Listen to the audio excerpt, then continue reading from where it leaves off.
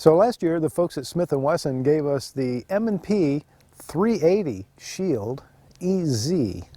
And just when I was thinking to myself recently, you know, I need to get that gun back out to the range. I need to do a take two with it, and I need to play with it some more. It was a lot of fun, and I had some unresolved questions still about that. Lo and behold, Smith & Wesson has now released the 9mm version of the same gun. So this is the M&P Shield 9 EZ. It is just slightly larger, very slightly, than the 380, but it boasts the same characteristics, and that is that it is a hammer-fired gun instead of a striker-fired gun. That gives you a better trigger. Also gives you a one-piece trigger instead of that jointed trigger that M&Ps typically have. That's going to make it feel a little different, in my opinion, make it feel better. It's a nice light trigger, but what they're really boasting with this gun is how easy it is to rack the slide. And even with the 9mm, it is significantly more easy to rack the slide than it is with counterparts that are similar to it, for example, the 9mm Shield.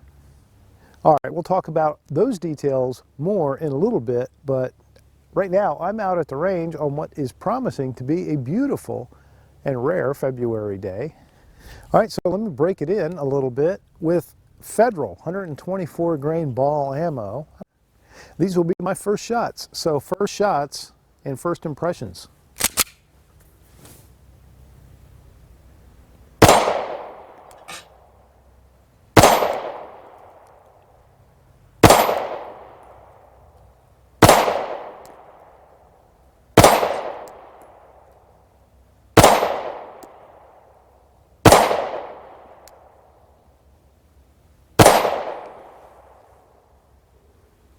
Okay, it looks like I started to make one group and then changed my mind and made another group.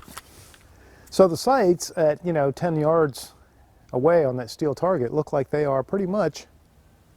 Now, this is one of the things that I'm not crazy about with the M&Ps, and that is, nope, I can't do it. Cannot do it. That slide stop will not be a slide release. All right, let me try the white flapper.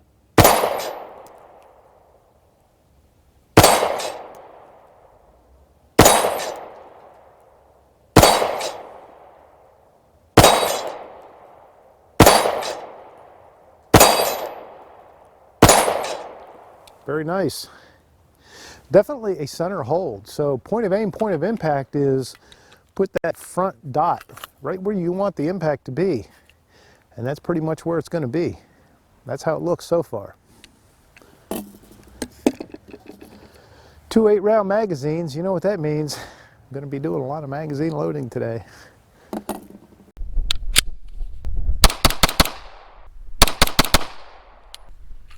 Okay, some of the key specifications for the M&P 9 Shield EZ. It is available with or without a thumb safety. I got it here the way I prefer, and that is without a thumb safety. This is, of course, the 9mm version. Capacity is 8 rounds in the magazine. Comes with 2 8-round magazines, so a total of 8 plus 1 is our carry capacity. Barrel length is 3.657 inches, so just about 3 5/8 inches.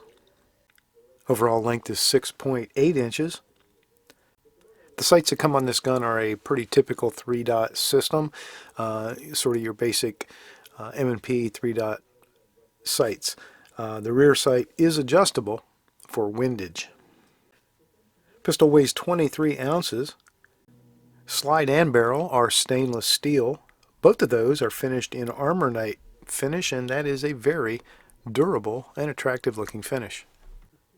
The big mechanical distinction here is that the EZ version of the Shield is a hammer-fired gun, not a striker-fired gun.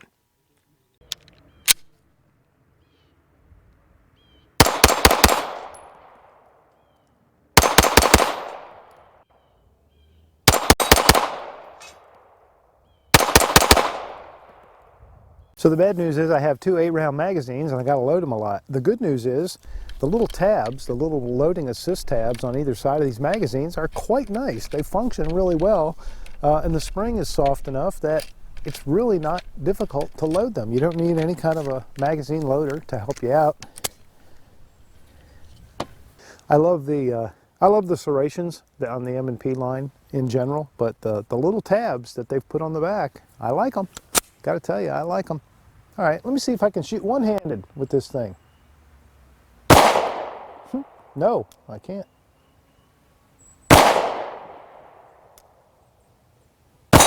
There we go.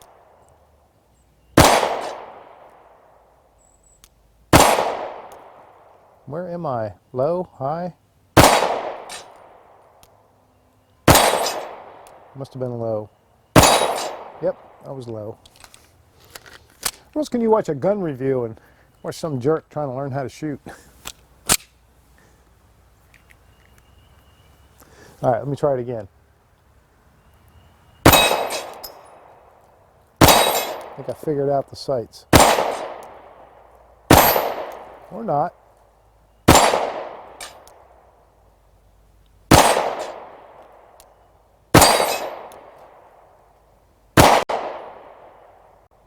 Ow! Just got beamed right in the forehead.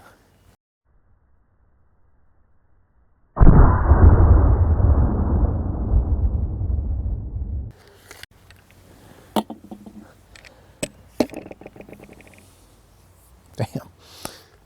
That's okay, I'll edit all that stuff later and make me look like I'm a much better shooter than I am.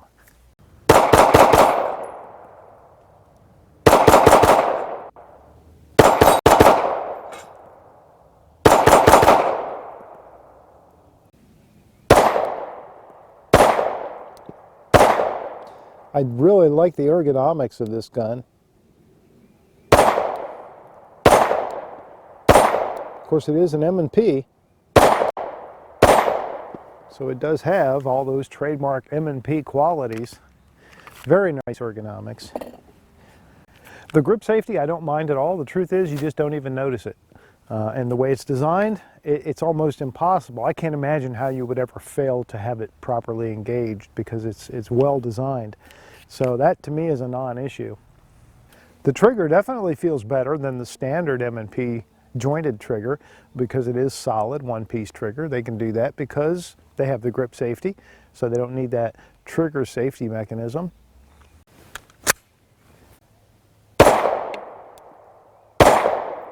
It handles recoil well.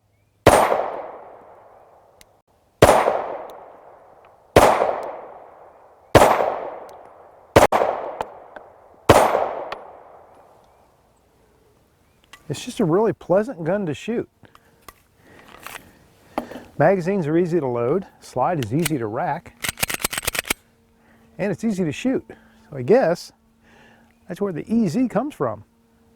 Okay, a couple of quick comparisons that I think are relevant. So first is the comparison between the 9 Shield on the left, the regular 9 Shield, and the 9 Shield EZ on the right. You can see the EZ is very much longer.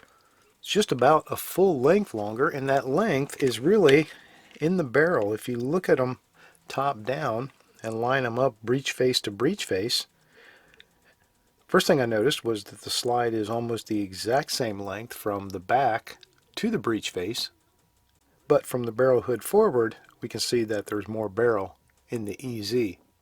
Also, while we have this top-down view, you can see that Smith has replaced that peephole loaded chamber indicator, that visual indicator, with this ginormous industrial strength loaded chamber indicator lever.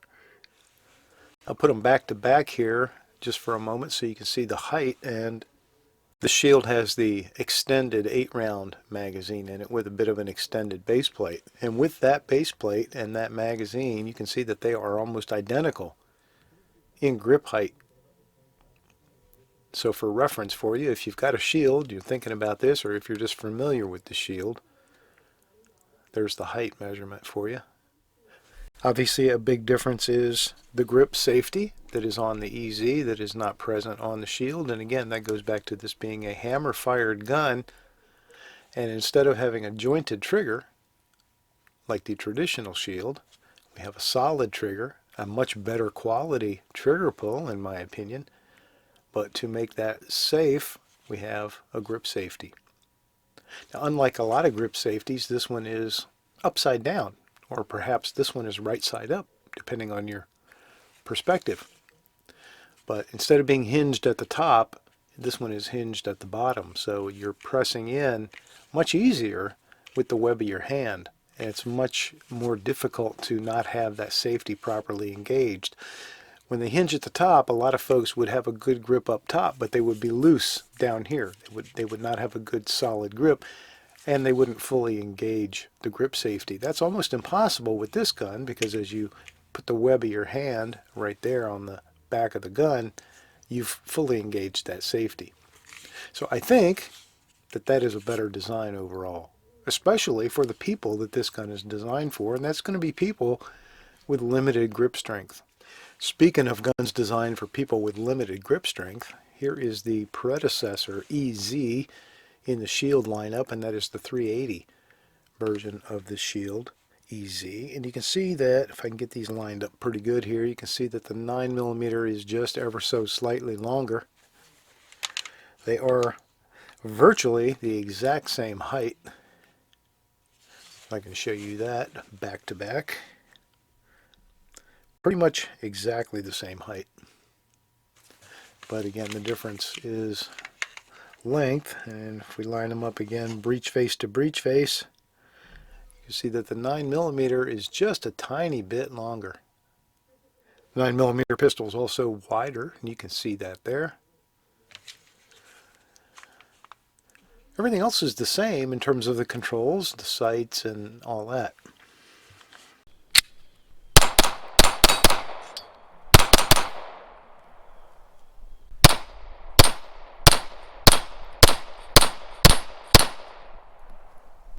Now let's see if I can learn a little bit more about where exactly the sights are versus where the bullets are hitting. Sometimes that you either hit it or you didn't. Small square on the steel can be a little difficult for getting a good idea on the sights. So when all else fails, stick an orange dot to a piece of cardboard, right? Let's try that 10 yards away. This is also still, the Federal 124 grain ball.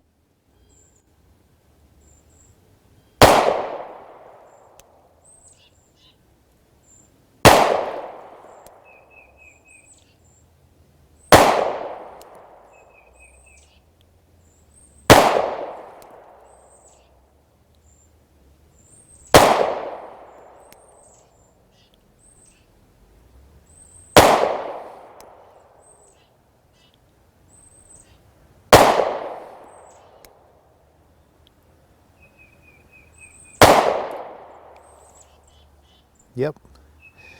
So I was holding the sight, the front sight blade level with the center of that bullseye. So that puts the white dot a little bit below that, and you can see where the hits are. So it's pretty much put the dot where you want the bullet, at least at this distance. Again, that's 10 yards.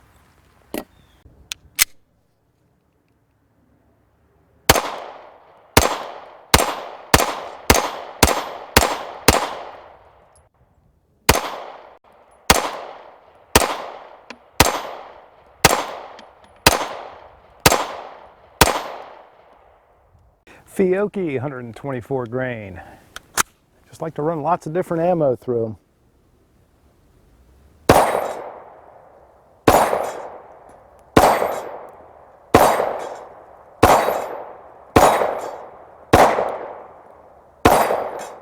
Beautiful. So I'm like a couple hundred rounds into this, and I'm starting to get just a little bit of an irritation there on the palm of my hand where this grip safety is. So I could see that if you shot this thing a lot in a day, that might start to be a problem.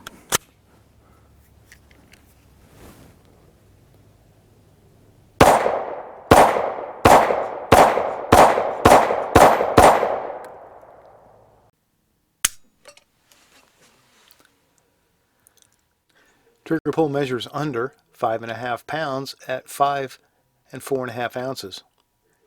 It is a nice trigger, and again, this is a hammer fired gun, so it has a much different feel has a much crisper feel.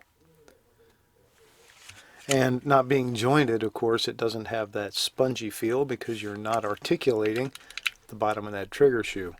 So overall, I think it is a preferred trigger compared to the regular Shield. Okay, let's take a look at the range of motion on this trigger. So this is the fully extended trigger. We have a little bit of take up, you see it right there.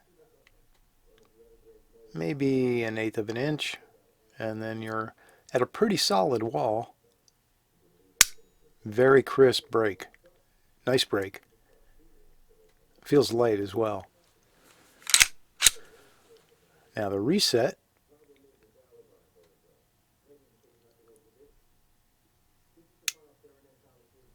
Fairly short, not very tactile. You can barely feel it with your finger and you can barely hear it. But it puts you right back at that wall. It's just a tiny bit of sponginess here. And then that break again. Let's look at that reset one more time.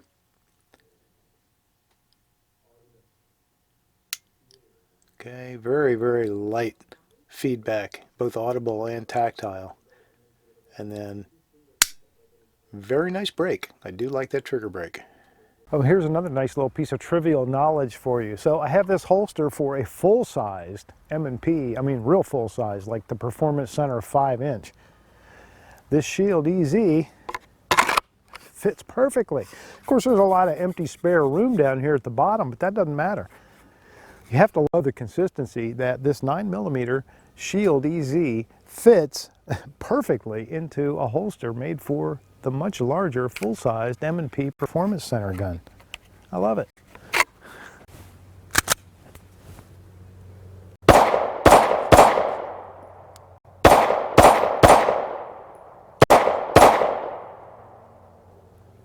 I do like this trigger. The sights are okay, I don't mind them. They're easy enough to change to aftermarket sights. Maybe I'll do that for the next round before I bring this gun back out again. Maybe I will put some aftermarket sights on it.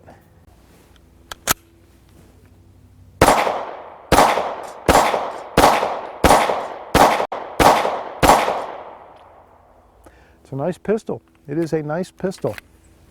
And the other thing they've done with the EZ line is they've given us these little tabs on the back, and that's similar to what we've seen on the VP9s from H&K. Only unlike that, which is a polymer insert, this is part of the stainless steel slide. So that is a permanent tab, part of the rear serrations. And of course it has the trademark M&P fish scale serrations on the back. And that ear, which really does help. It really does. When you grab it like this, especially in the slingshot motion, you really can feel that. It gives you something to grab a hold of. And if you use the overhand method, if you wrap your fingers around it this way, it gives that index finger a place to stop as well. So no matter how you want to manipulate that slide, I think these ears, if for lack of a better term, sticking out, really do make a difference in a positive way. Fellow gun tuber Hegshot actually did what I thought was a pretty slick way to measure the slide pull on the EZ9 Shield. So what he did was he used like a fish scale, which I thought was ironic because we have fish scales here, and he used a fish, but he rigged up a fish scale to figure out how much weight it took to pull that slide. So go check his video out if you want to see that. I recommend you do. I'm not going to try and replicate that test. I thought it was a pretty ingenious move on his part, so go give him some love and check that out. All right, here's my idea of handgun abuse. Let's see how it runs really bad quality. Steel-cased ammo. Not everything does.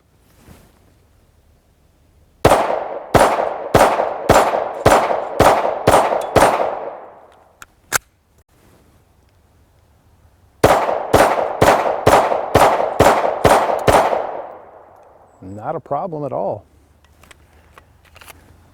And I've had a lot of guns jam on that stuff.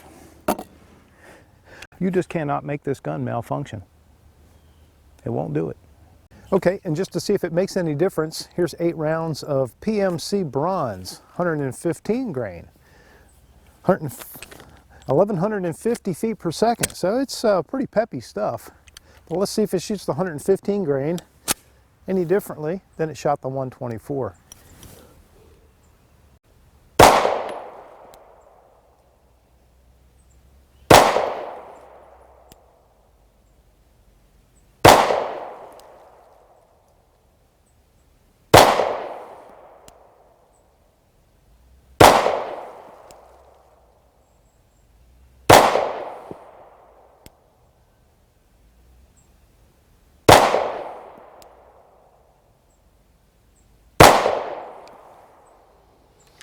Okay, a couple of little flyers there, and that might have been me, but no, pretty much same point of aim and relatively same performance. So a little bit lighter load, I could feel the difference there.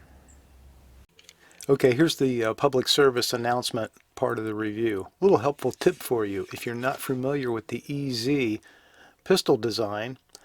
When you've field stripped it, which is simple, does not require a trigger pull to get the slide off, just move that lever down as you see there. But when you're ready to reassemble it, got it all clean, got it all lubricated, and you're ready to put it back, here's an important tip. Do not depress the grip safety. As you can see, you see that tab rise when you press it in. Well, that's going to be in the way, so you can watch if I feed this on and bring it back here. If I hold in the grip safety, that rises that up to be interfering, okay? Well, that might be fairly obvious, and you probably would notice that. However, if you get it this far and you've cleared that, and then you still depress the grip safety, it lifts it up and it makes it too tight. And you can actually see, hold on, let me do this. You see it lift up and put pressure on the slide. So you can have a hard time getting that slide back on if you've holding in the grip safety. So I know a lot of people like to have like a standard grip on the pistol when they put that slide back on. You can't do that with this gun. So you need to keep the pressure totally off of that. Just use like your thumb and forefinger on either side when you put the slide back on. Lock it to the rear, and then you're good to go. Pro tip, no extra charge.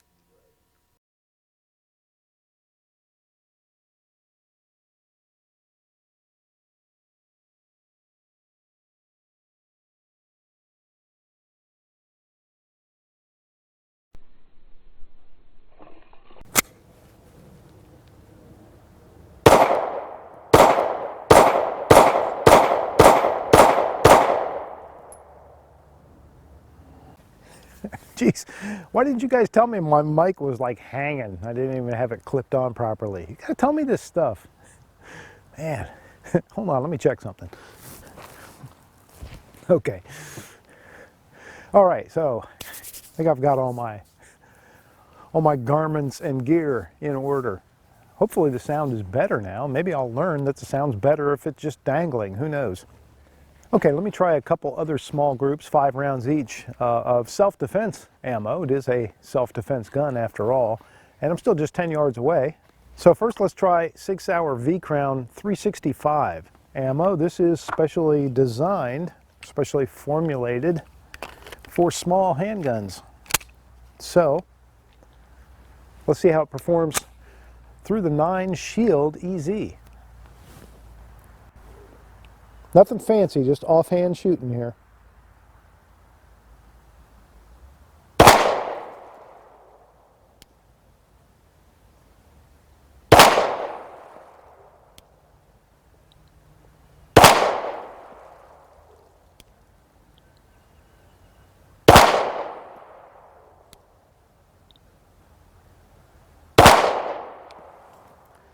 Wow, it looks like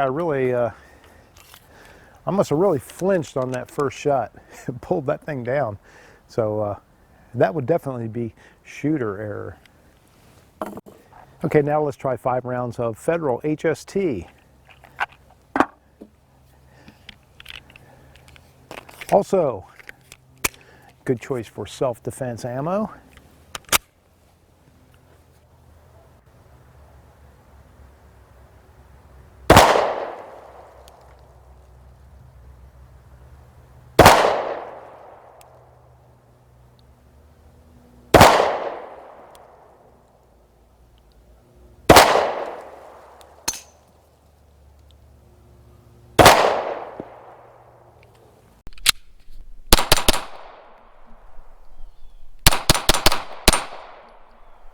All right, guys, I think that's going to do it from the range for this first look at the M&P 9 Shield EZ.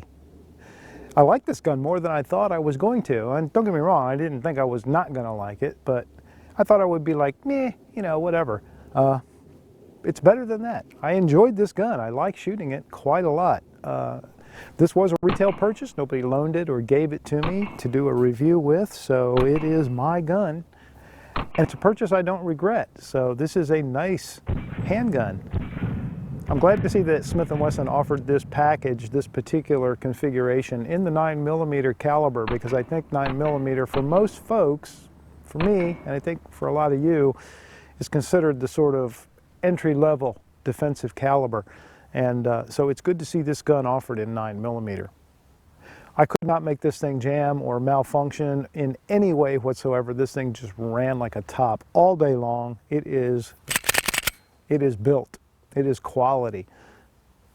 Ergonomics are great because they're M&P ergonomics. Now, this is a little bit different backstrap shape than the standard M&P. And of course, we have the grip safety, which, as I had mentioned, after a couple hundred rounds, you start to feel a little bit of irritation in the palm, just in the web of your hand, you know, where that's pressing that in the whole time. So if you want to do a range day, and you want to do a long range day with this thing, you might want to wear a, you know, shooting glove or something on that hand.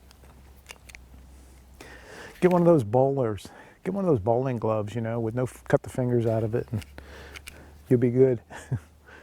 There isn't really anything that I don't like about this gun.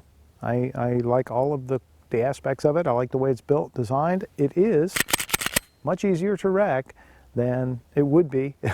You know, it's much easier than the regular Shield, and it's much easier than a small M&P. So definitely they've accomplished what they set out to make it an easy version. Magazines are easy to load, it's easy to shoot, easy to rack, all that stuff. I may put a better set of sights on it and get it back out and work with it some more, but a couple hundred rounds down range today, beautiful.